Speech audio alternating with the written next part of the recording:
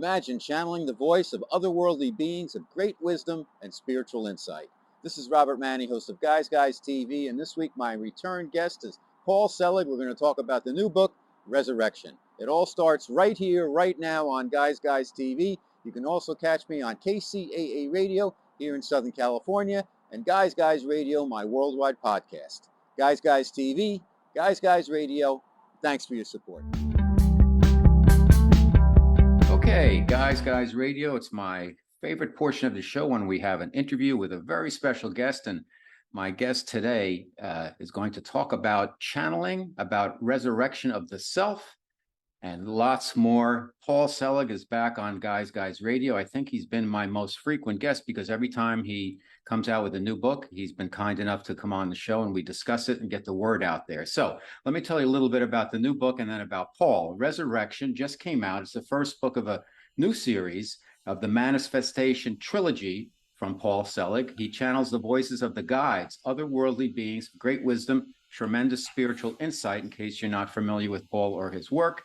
Resurrection is composed of the raw, unedited words from the guides as spoken by Paul as he shares the new manifestation of humanity, a vision of alteration and elevation that will shift how we think and move through the world. This new trilogy gives readers a glimpse into the spiritual underpinnings that govern our world. It provides an invitation for all of us to rethink, reconstruct, and rebirth our worldview in a transcendent way. Paul Selig is considered one of the world's foremost spiritual channels working today. 10 breakthrough works of channel literature, beginning with I Am the Word, which I discovered in a bookstore on 14th Street, right around the corner from where Paul used to live in Manhattan. And it's just gone on, and now Paul is a worldwide name in terms of channeling and the great work that he's doing. He was born in New York. He got a master's from Yale. Spiritual experience began for him in 1987 and left him a clairvoyant. His work's been featured all across every media platform there is and all around the world. He served on the faculty of NYU for 25 years and directed the graduate writing program at Goddard College. He now offers channeled workshops all over the internet, all over the world. Internationally, he lives in Maui, where he maintains his own private practice as an intuitive and conducts frequent live stream seminars. They're terrific. Welcome back to Guys Radio, Paul Selig. How are you, Paul? I'm good. Thank you for having me. My pleasure. So let's get to it. Let's talk a little bit about just kind of the work you do for some of those out there who may not be familiar with you or your work. This is the 10th book you've channeled via the guides. For the benefit of those who are not that familiar, tell us about who the guides are, the purpose of these books, and how the work comes through you into the pages that we read. Well, my guides are teachers. I'm a radio for the broadcast that they emit, and that's really how I look at it. I'm not a spiritual teacher. I don't have any desire to be one, but I have this odd ability to tune my radio, the consciousness that I hold, to that level, and then they come through and they dictate these books in their entirety. So all of the books are spoken into being. In the last, 5 or 6, I think, were all done in front of audiences live. And the transcripts of those sessions become the books without editing. So my guides, they've utilized the name Melchizedek, which is an old name and a priesthood, but I call them the guides because years ago when my ex found out I could do this, he used to say, ask the guides this, ask the guides that, and that's how they wound up being called the guides, and they don't seem to object. So that's that. The first time you channeled, what happened? What was your impression? And did you channel in the same way that you do now in terms of something came through and then you responded to it? No, I'm not necessarily somebody who even put a lot of stock or credibility in channeling. It was nothing that I was looking to do. I had studied a form of energy healing when I was in my early 30s. And I was volunteering at a center for people that were living with life-challenging illness. It was the height of the AIDS epidemic in New York City then, and these places were popping up to provide alternative support. And I found that when I had my hands on people's bodies, I began to hear things for them. And that was the beginning, and people would confirm what I was hearing. So if I had my hand on somebody's chest and I heard the name Alice, I learned to say, "Who's Alice?" And they might say, "My daughter, my wife, my dog, my mother," and as that was getting confirmed, I was also beginning to feel what was going on in other people's bodies. My initial opening was as a clairsentient and clairaudient. I started a little group that met in my apartment and met for about 18 years. And this was all while I was in the faculty at NYU. I wasn't looking to be known for any of this stuff. I was doing it very, very quietly. But I had a little group in my apartment that I thought would be doing the healing work that I learned from my teacher. I wasn't expecting anything else. And the very, very first time we convened, I began to get instruction. The channeling started immediately. But initially, I was hearing phrases, small instructions, usually around receiving energy. And the attunement to the word, which was the first attunement that they brought through, came in those early years. It wasn't until I was older, it was 2008, that they really began lecturing through me. And that was after I'd quit smoking. I'd been a smoker until then, and that seemed to really open me up. When I quit drinking when I was 25 is when the psychic opening happened and the beginnings of clairaudience and clairsentience. So the dictation in lecture form began in 2008, and their first book was delivered in 2009, and they haven't stopped. They don't shut up, I have to say.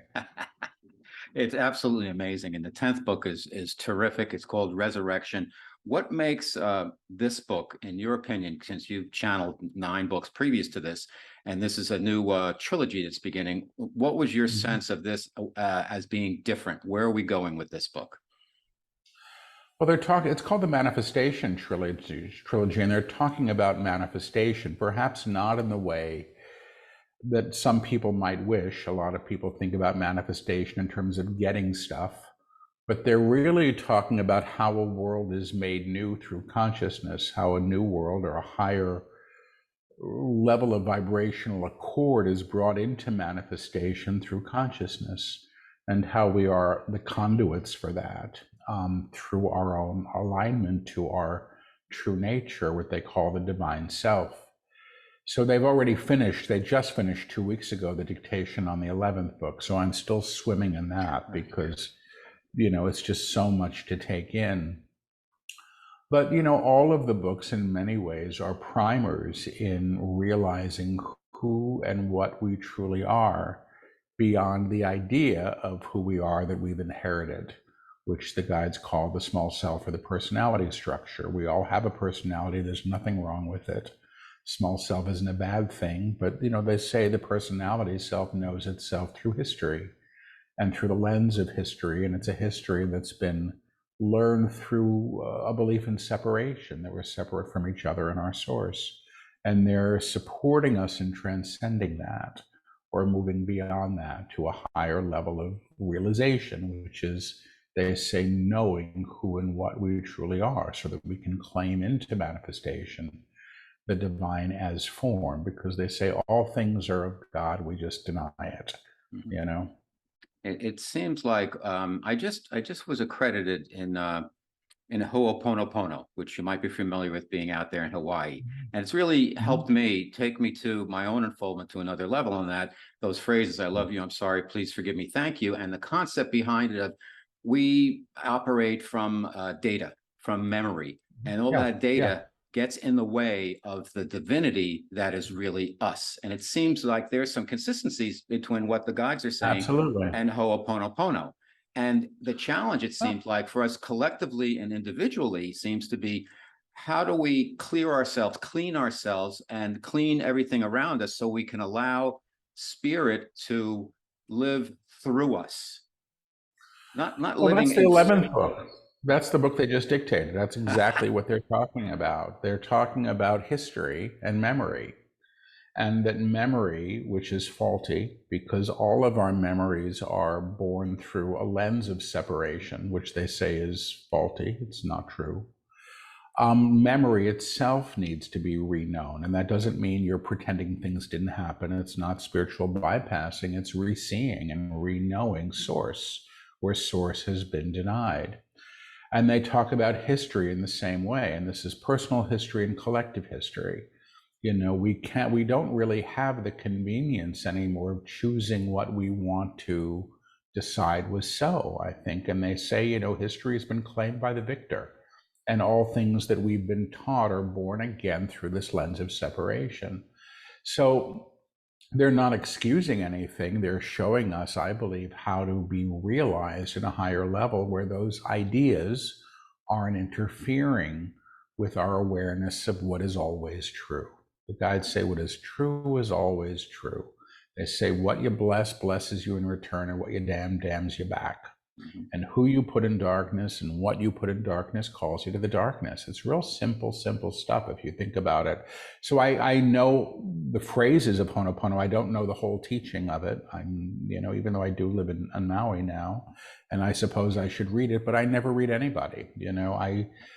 Because of my work is so specific, I buy everybody's book and then I don't read them because I just want to keep the channel clear. That's all. It's amazing that one of the concepts, the underlying concepts in many of the books is the upper room. And it seems to be the upper room is when you raise your vibration, your frequency, you're in a place where you've cleared a lot and spirit has a better opportunity, if you will, of living through you. And we recognize more who we truly are, which is spirit. However, we live in a world that has a collective agreement that's in denial of divinity. Tell us, Paul, what is the upper room and how can the everyday person on their spiritual unfoldment path balance reaching for the upper room, doing their best to stay in that vibration, if you will, while the rest of the world seems to be going crazy? Well, the guides have said that there's an aspect of everyone that already expresses there. You're not inventing it. You're not saying, well, this is a nice fantasy world to hang out in. They say the true self, or the aspect of the divine that knows who it is and what it is and how it serves, which is in each of us. You can call it the true self, the eternal self, the Christ within, the monad. They call it the monad for the most part. That aspect of us, they say, expresses in what they call the upper room, and they talk about octaves. So the reality that we know and we're sharing is an octave of vibration and tone. And they say any song or any tone or any piece of music can be resung, in a higher octave, which is what they do. So the books are really about transposition, how vibration and tone is transposed to express in a higher way. The claim, I am in the upper room, which they say is claimed by that aspect of self that is always there, is a simple claim because it's always true. That aspect of self always expresses there, even when my personality structure is throwing a tantrum, which happens fairly frequently still. So the claim I am in the upper room is a claim of truth at the level of the monad or the divine self. It is. What's interesting about this, because they take people there in their workshops, and the books certainly do this as well, is they'll bring people to the upper room, and it's just a series of incantations or claims of truth that support the vibrational field in this level of alignment that has to be accrued. It's not a magic wand, but most people can feel it right away, which I love. They say, they'll bring people up there and they'll say then, well, and now what are you afraid of? And there's nothing. You go to the upper room and there's no fear. And that's what they say. The octave above the common field that we've known ourselves in doesn't operate in fear. Fear isn't present there. And so consequently, when one is making choices, one is not claiming fear. And the guides say the action of fear is to claim more fear. And every choice we make in fear gets us more of the same. So when we go to this level of consciousness, and they call it Christ consciousness, I don't think they're talking about Jesus. I think they're talking about the level of awareness of source, which, they've also called the kingdom, or they say the upper room is how you get to the kingdom. And they say the kingdom is the awareness of the inherent divine in all things. They say you can't make anything holy. It already is, but you can deny what you want. You can deny it in anything you wish. And when you deny the divine in something else, you move to that level of alignment. So you go to the upper room and you begin to have this other experience of being. And I have to say, I've had it now, and it's amazing. It's life, but it's life in a different experience of being, and there's flow, and it's a whole other way of being in the world for me. And I still, go back downstairs with my frustrations and my dramas. But when the guides say is when they bring you to the upper room, the first claim that you make there is the claim, I have come, I have come, I have come, which is the monad of the true self announcing its arrival. And they say when you do that, you're basically giving permission for the God within to reclaim every aspect of you that's been hiding out and, trying to sneak downstairs into the basement to hang out in the shadows. So it's a large process of acceleration of frequency and also exhumation. But they say we're going through this individually, and so's the whole world. We're all in this. That's why things seem so messy right now. Everything is coming up to be re-seen and re-known in a higher way. Okay, Guys Radio, my special guest is world-renowned channel and author of Resurrection, Book 1, The Manifestation Trilogy, Paul Selig. Thank you, Paul. You mentioned the octave and the tone, and a lot of folks talk about, oh, we're in the third dimension and we're moving to the fifth dimension. The octaves and the tones, is that similar to this? And when you take the I guess so.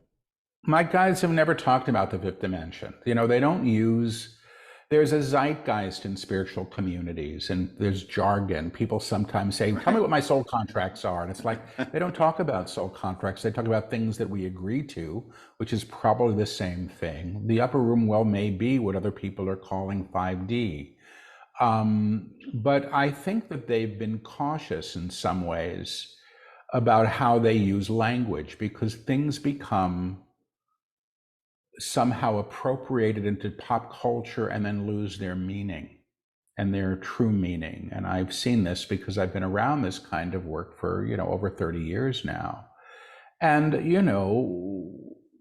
the word ascension, which my guides will use on occasion, they use carefully, because I think it's come to mean different things in different groups, different cliques. So I don't choose the language. I take the dictation as it comes. And maybe 3 times in all of the years that I've done this, I've heard them use the word dimension or dimensional realities. Perhaps they've used it 3 or 4 times, but it's not part of the jargon. They speak in musical terms, I suspect to mean probably the same thing others are talking about. Mm-hmm. I don't think they're that special. I just think they have their own way of communicating. Now, when they talk about the octaves and the tone and this one chord, if you go all the way deep in that, is that one chord symbolic of spirit itself and everything? The chord is life. Question. What's your definition of spirit? God, monad, vibration, yes. Whatever. Okay. Yeah, I mean, they say, because they referenced it, like in the beginning was the word, the one note sung, the one sound, which is creation. The very first book was called I Am the Word, and they called the word the energy of the creator in action.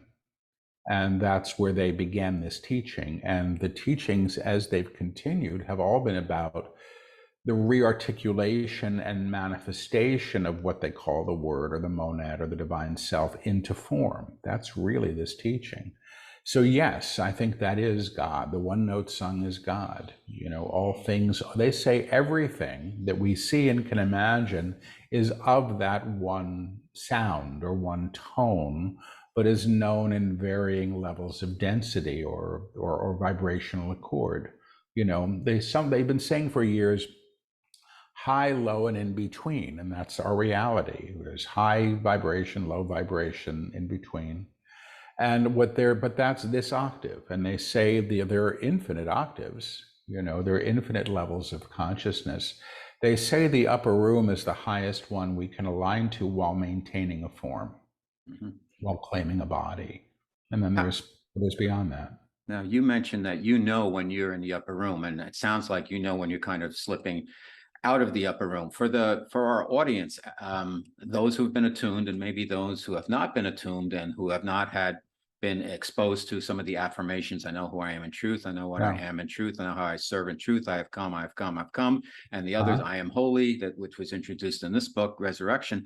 How do people know when they are in the upper room, and how can they maintain themselves there as long as possible? Obviously, we're all going to fall into, Well, like, we're going to get that's what angry their and all books of that. are about. Mhm. That's what the books are about. You know, it's a big thing.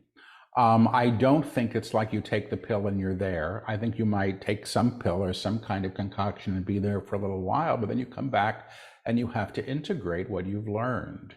So the teaching of being in the world but not of it, which is in some ways what they're teaching, because you're not letting go of the body, you're not letting go of the things that you're accountable to and form. That would be sort of magical thinking. But my understanding is there is no fear in the upper room. I'm not operating in fear. I'm not engaging with fear at that level. Now, what we don't see, and this is what they're working with now, and my understanding of the instruction, is how much of our experience has been permeated by fear. So we're choosing through it without even knowing we're doing it, you know, and that's what's being addressed. So when I say I'm in the upper room, I'm not saying I'm living there 24/7 in my experience, but I do have to say that my experience of being in the world has really altered.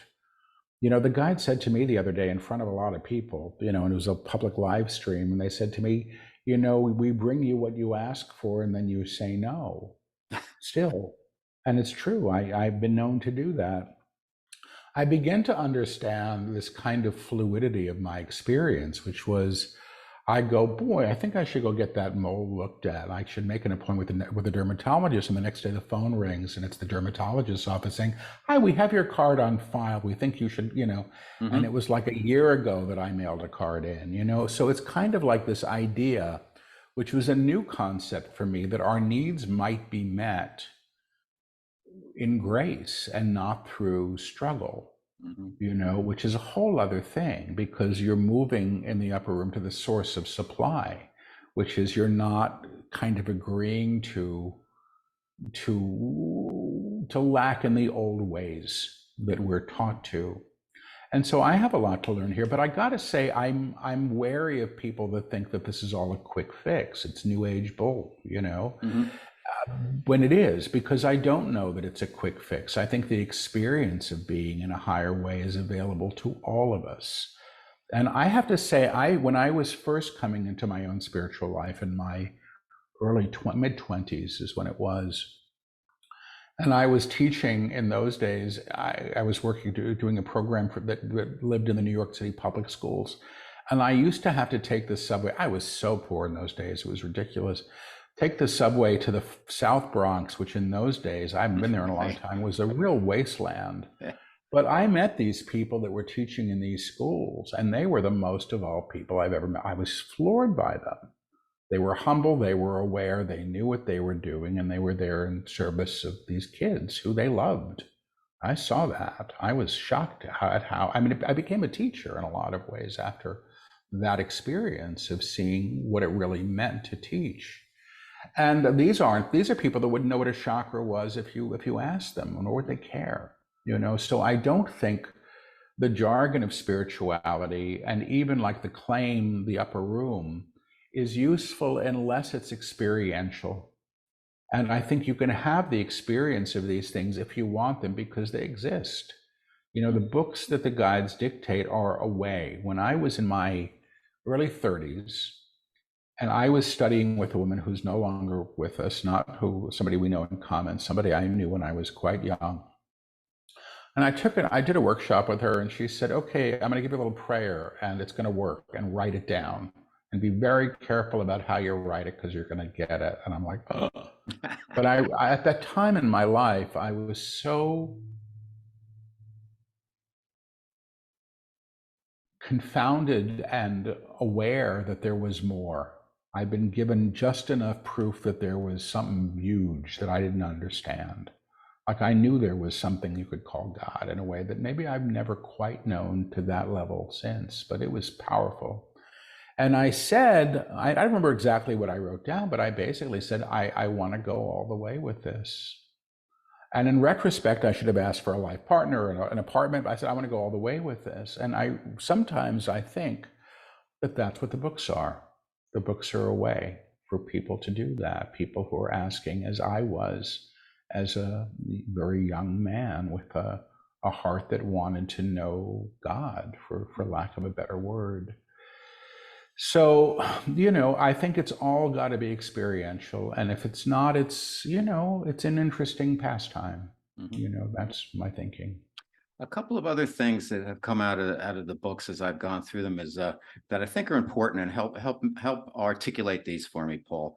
Is Mhm. one is it's important that we love everything and everyone. We may not like somebody, and we may not have to hang around with them all the time, but we have to recognize them as part of God, as we all are part of God, because we have that spark within us. So that's very important. That includes inanimate objects. That includes everything. So if I'm on the road, I might say, I'm sorry, I love you, or there's a tree that was not looking too well outside my window, and I kept saying, I love you, I love you, I love you. And I think it seems like it's important as an exercise, if you will, to make sure that we recognize a divinity in not just everyone, but everything. Well, I mean, I'll agree with you. I think you're conflating the teachings. Okay. Most of us still operate as if love is a personality structure and emotion. And I think if we just work towards acceptance, we're ahead of the game. The guides say what you judge, you fear. And, the action of fear is to claim more fear. So I agree with you. What the guides do teach is that everything is of source. And you go, well, what about a gun? What about a knife? And they say, well, the metal, the steel that makes the knife is of God. It's how what your intent is with that object, high, low, or in between, that must be understood. They say basically we're the problem in the world because we've been given the power to choose and create. And we choose in greed and in fear and in, the need to be right at the cost of somebody else always being wrong and all of those things. But I agree. The book that the book Resurrection and the book that they just finished is speaking a lot about matter, and matter being anything made in form, and how that is known and reknown as of source. The claim that they work with in these books is the claim, behold, I make all things new. And that's not you painting a dirty wall and saying, I've made it pretty. It's about realizing the inherent divine in the wall. What creates the wall is the same what creates the skin in your body and the stars in the sky. It's the one note song. And the realization of that, they say, is what changes the world. So we're not really recreating things. What we're doing is peeling away so we see how things actually are. Absolutely right. You can't make anything holy, it already is what they say. Okay. Yeah. The notions of fear and collapsing, I noticed very prevalent in this book, Resurrection. And at this time in our history, and I think you'll probably agree with me, Paul, and we lived in New York, and we were around through a lot of different ages in that great city, and now after that, and things have never been quite as fearful, as on the brink, if you will. And there's a lot of mention of things are going to collapse and then they're going to be better. And it's very confusing to a lot of people. Like, what does that mean? Do I have to start growing my own food? Is everything going to collapse? Or is it an individualization that each one of us goes through our own process with this? Or is it, and there's a collective part of it, but how does the guide seem to articulate that to you, Paul? I think both things are true. Edgar Casey, I think it was Edgar Casey, and because I don't read people, but I did read this because it was interesting. And this was years and years ago. Edgar Casey on Revelation. Edgar Casey was the 20th century, the sleeping prophet. He used to go in deep trance, and he basically said, that humanity really has a choice to go through the apocalypse at the individual level or see it outpictured. And I don't think the guides I work with have never talked about apocalypse and army. They don't talk about this. It's not a fear-based teaching. But I do hear and have heard for the last 12, 13 years that everything that's been created in fear is going to need to be reseen in a higher way. And those things that have been so informed by fear that they can't be transformed may leave. I don't know that that's bad. So if somebody wants to read these books and say, oh my God, I got to go hoard food or build a bomb shelter, they're reading some other book that wasn't intended. But people will run with anything that they want to and that serves their fear-based need to perpetuate that. So that's not what they talk about. I live, and this is because I was one of the most frightened people I've ever met in the world. And I still have days where I'm not so great, but I'm not living in that place anymore. I'm really not. I have great hope now for all of us in a way. And I'm surprised that that's how I see it, but I'm also not surprised when things fall apart. And the guides have said educational systems, economic systems, governments, all of these things, everything is being moved to a higher level of vibration. So those things that are entrenched in fear or the need to control, I think, which is the action of fear in some ways, are being altered. And, the guides have used a very simple example, like when a seed breaks through the earth around the seed is disrupted. That's what has to happen for the plant to bloom. And I think we're in this period now, and I think we're going to be in it for a while. And I'm, again, hopeful. The guides have said, I think it was 4 generations, I think that's what they said, before we really begin to see the evidence of the new in as we would hope to. And that's my language, as we would hope to. But that, the change that we're undergoing is beneficial. The very first book, I Am the Word, which was dictated in 2009, the guides called us the first in a generation that was party to this great big wave of change that was about to begin. And I think we're in it. There's no way around it. I found when I was reading this book, I wanted to catch up because I knew our interview was coming up and I had been traveling and this and that. And you really have to hunker down when you read these books in a nice way. You want to get into it. You don't want to read too much of it at once. And I was reading like 30, 50 pages at a time. I fell asleep a couple of times, and it wasn't because I was bored.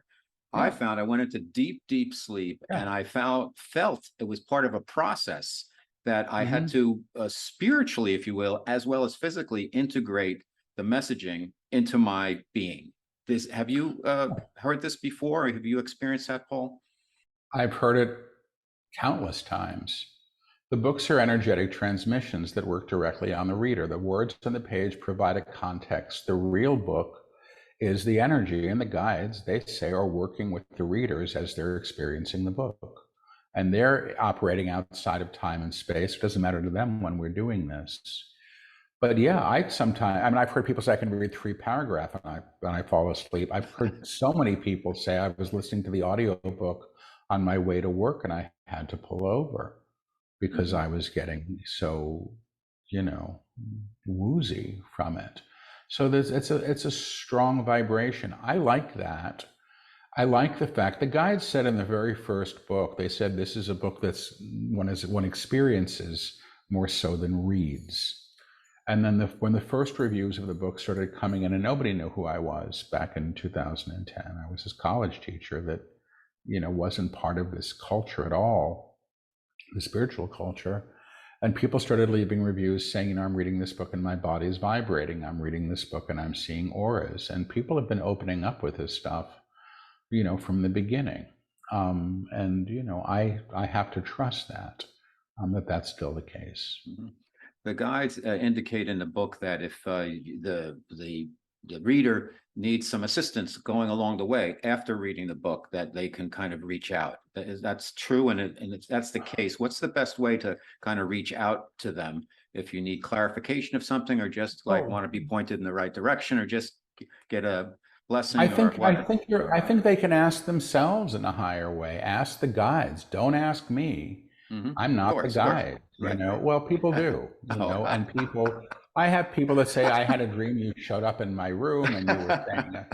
And I go, that wasn't me. I've got better places to be than your room, and we've never met. Thank you very much. So it doesn't work that way. But I think sometimes people will use the channel as the symbol for the guide. And it's not that case. When I'm channeling, they are very physically present through me. My eyes, I've been told, change color. They go a bright, bright blue very often. And I don't have bright blue eyes. I have hazel eyes. But I think if you want to talk to the guides, talk to the guides. I think they're teachers. And I think they sponsor the student of their work at a certain level. But I don't get that they're the guides. We're going to say, you should buy the house on Main Street or Main Street, the personal guides that, people want access to. Right. And, they're coming through me in a very specific way. And they've said they're coming through me in a specific way because this is a canon of work that they want to maintain the integrity with. Mm-hmm. So, I think people can tune into their own guides quite readily. But if, there's support for the teaching, I think they may give a nudge. Yes. Mm-hmm. Paul Selig, my special guest. The new book is Resurrection. He's one of the world's foremost channels. Book one, the Manifestation Trilogy channel text. Paul, I think one of the most important aspects and teachings in this book is when we communicate with spirit or the divine, why not consider asking, instead of asking for something, ask, how can I be of service? Could you elaborate that on a little bit? Because I think it's so important. I think when we do that, that spirit, I don't want to say looks upon us fondly, whatever, but I think it's a good thing to do. Just a perspective. Instead of asking what's in it for me, what can I do for another? Is that the question? Exactly. Or does it matter? I don't know. When the people often say, because I do a lot of live streams and the guides take questions, and people will say, well, I know who I am and what I am, but I don't know how I serve. And that's in response to one of the claims of truth the guides use. I know who I am in truth, what I am in truth, how I serve in truth. The guides have said again and again, how one serves is how one is most fully expressed as the true self. That's it. How you show up doing that may vary. Finally, I believe that it's the energetic field you hold that is in operation and is serving to uplift others through co-resonance. You become the doorway or the portal to the upper room through this level of activation.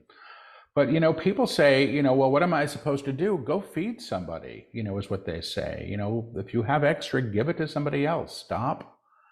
We want this to be convenient, I think. And I don't know that this is always convenient. So how one serves is how one is expressed. But I think if there's something to be done, it's generally made known before us, or we can choose it.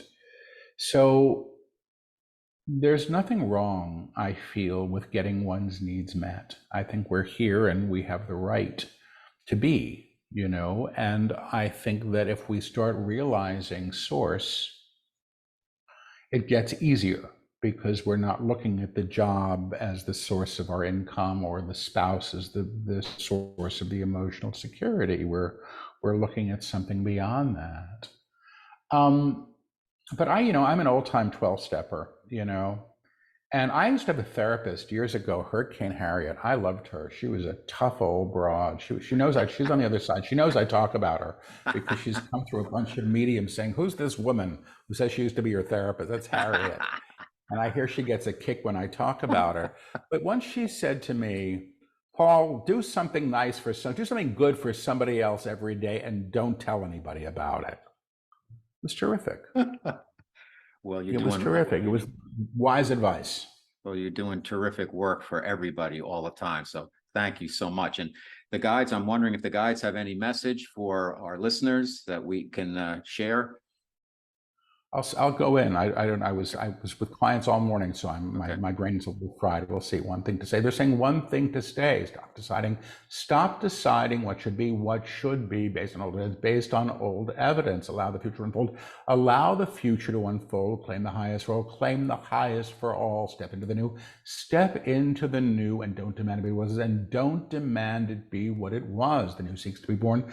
The new seeks to be born. Don't inhibit this. Don't inhibit this by claiming the old because you're reliant on it, because you are reliant upon it, period. And they're saying period. Fantastic. Well, Paul Selig, our special guest, thank you for coming back to Guys Radio. The new book, Resurrection, it's out now. Paul, where can people find out more about you, checking out your live streams, your workshops, and individual consultations? It's my website, which is my name, paulselig.com. Everything's up there. The books are available in all the online retailers and bookstores, so easy to find. Thank you so much. And I cannot recommend Paul's work with the guides more. Every book gets better and better. It's life-changing in a really good way. I'm not selling. I've experienced this. It's fantastic. And I thank you, Paul, for your friendship. I thank you for coming on Guys Radio. And God bless you. Keep doing the work you're doing. Thank you so much. If you enjoy the content and guests I bring you each and every week to Guys Radio and Guys TV, please support us by subscribing to our channels. Thank you.